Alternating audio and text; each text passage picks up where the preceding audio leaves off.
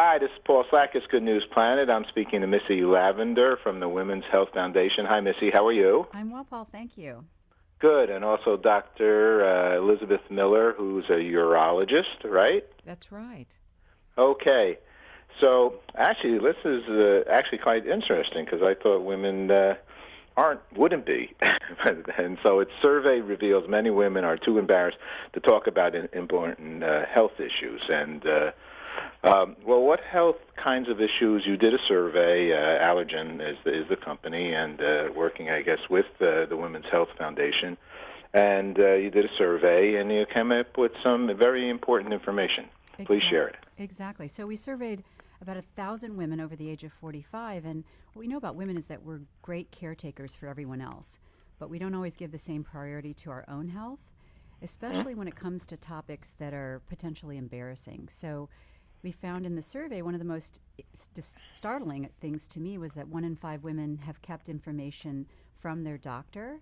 And in this day and age, when we're talking about all sorts of things, from personal lubricants on the Super Bowl to menopause at cocktail parties, it's surprising that women still consider bladder health to be a sensitive topic, particularly when you look at the numbers, Paul. I mean, there's an estimated 39 million Americans who have a condition called overactive bladder, or OAB, and 40% of all women in the U.S. live with these symptoms.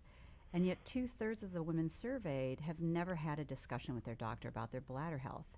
And I just think that's wrong. I'm one of those women who have experienced OAB, and you know, when I was looking for treatment, there weren't a lot of resources available, and that's what led me to start the Women's Health Foundation. We want to bring these sensitive and sometimes stigmatized health topics basically out of the water closet and into the light. Okay.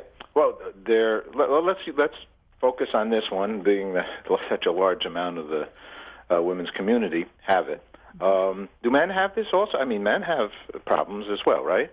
Oh, yeah. Men have problems with overactive bladder. Bladder It control, shows up right? a little bit different. Instead of them having problems with getting urine leaking, they often have problems with getting urine out. But either one can result in bladder symptoms that are associated with overactive bladder. That's urgency, a strong urge to go to the bathroom that you can't defer, frequency, nocturia, getting up at night to urinate, and that can be with or without urinary leakage, that set of symptoms. Well, let's talk about what are, okay, so this is out there and you know, proven with the survey. What are some of the ways that can be dealt with besides speaking to your doctor? And the doctor will tell you what if you do speak to a doctor. Well, I think the first thing is to the message we're trying to leave today is just the recognition, you know, that even though something can happen commonly, that doesn't mean it's normal. We know hypertension happens commonly, it's still not normal. So first, for women to accept or come to understand that it's not a normal part of aging and they should seek out care. When you go to the doctor's office, being willing to bring the conversation up, and not at the end of the visit, but somewhere in the middle where there's some time to talk about it. Sometimes women will bring these things up just when you got your hand on the door, and that is a difficult, that's not the time for that. So schedule a separate appointment for it if need be.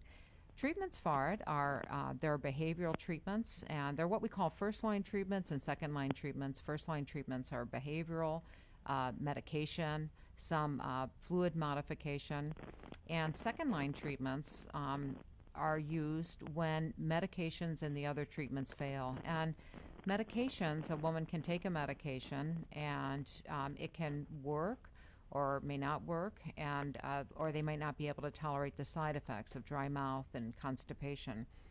And so in one study that was done, it showed that about 70% of women, after a year of being on medication, had stopped taking the medication, either due to the fact that it wasn't working or due to the fact that they didn't like the side effects.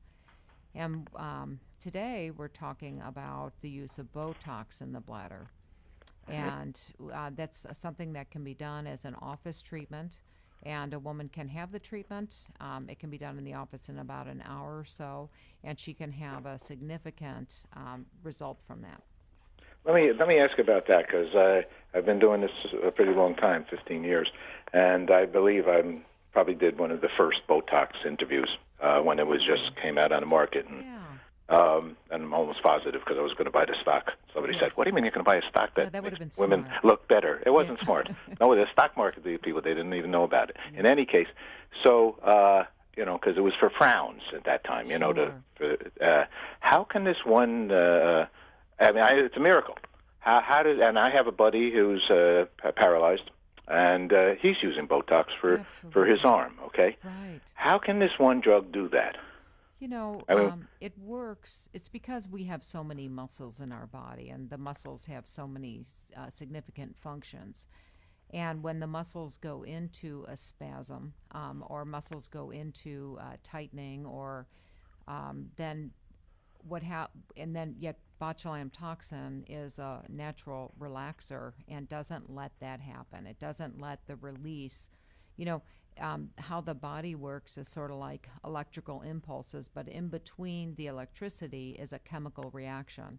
And so at the level of right before the electricity is going to get to the bladder and it's made, that transition goes into chemical, the Botox blocks that. And as a result, the bladder doesn't get the contraction or the spasm that's associated with urgent continence, or for your buddy, his arm doesn't get that spasm.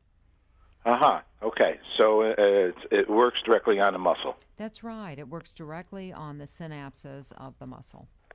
Let's talk about the bladder, okay? Because in essence, it's an interesting. I actually just came back from. I'm just coming back from reversal of a colon. Okay, yes, colon's reversal surgery, which I yes.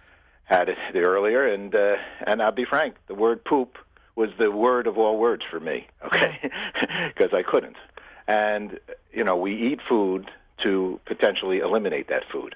Right. And that whole bowel movement, that whole, through the system and so on. Why do you think there's I'll put a voodoo on it, since this is a survey that says that it has a voodoo, that people are almost embarrassed, as you say, to talk about it. Why? I mean, it is the essence of life. If you don't get the food through your system, and you are going bathroom, have to go to the bathroom every 5 minutes, what is it? Well, how come we're sensitive, or we're shy, or what did you guys come up with? I think, Paul, the conversation starts with just our society. I mean, this is one of those places below the belt where maybe it's our puritanical roots, I don't know, but women have, once we're potty trained, we don't have conversations about poop and pee, unless you're at the Women's Health Foundation or in Beth's world. But it's really, really important, because what we're finding, and the survey highlighted, is that we're just willing to cope. We just keep on keeping on, and until things become unmanageable, then we may or may not bring it up with our doctor. And then it's a matter of how we bring it up and who we bring it up to. And what we're trying to do today is really highlight the need for women to really start the conversation, make sure that they're finding a specialty care physician, a urologist or a urogynecologist, keep track of their symptoms, have them do research on the web, have them read, and then really get empowered to keep bringing up the conversation until they're satisfied. Well, Paul, just from your own experience, a lot of that coping is just flat out isolation. And that's the sad part for most people who have either bladder symptoms or bowel symptoms, is that they just isolate because they don't know what else to do. Well, I'm only going to say, I think it's the best conversation anybody could ever do. It's the one that actually puts smiles on everybody's face, because in essence we all have it, and maybe that smile is that, but we're not talking about it, and but when you finally do talk about it, I mean, people start jabbering, I couldn't go to the bathroom, or I go to the bathroom too much, those two areas. It's really one of those subjects that we all have to go through, right? Right, and especially in our world of overactive bladder, and women who have failed treatments, like medications that just haven't worked for them, the ability to offer treatment that can be done in the office by putting Botox in the bladder, it's such a gift, really, even for me, I'm sure, to be able to make someone better in that short amount of time. And amazingly, we see really significant results. Now, of course, Botox is a potent drug, and it does have side effects, and that's one of the reasons why you have to go to a provider who understands this, who's a specialist, like a urologist or urogynecologist, and they can talk to you about the safety effects, the safety profile, and see if you're a candidate for this treatment. Let me ask you, Are you Elizabeth? Who am I speaking? Are you? Yeah, I'm Beth Miller. Okay, Beth. No, is Missy? Are you on Yes, also? I'm here as well. Okay. Well, your voices sound very similar. Missy, tell us about your organization and how you got connected in this specific subject that we're talking about right now. So I am an overactive bladder patient, and about 10 years ago, I was really frustrated with the limited amount of resources, Paul, and information that I could find.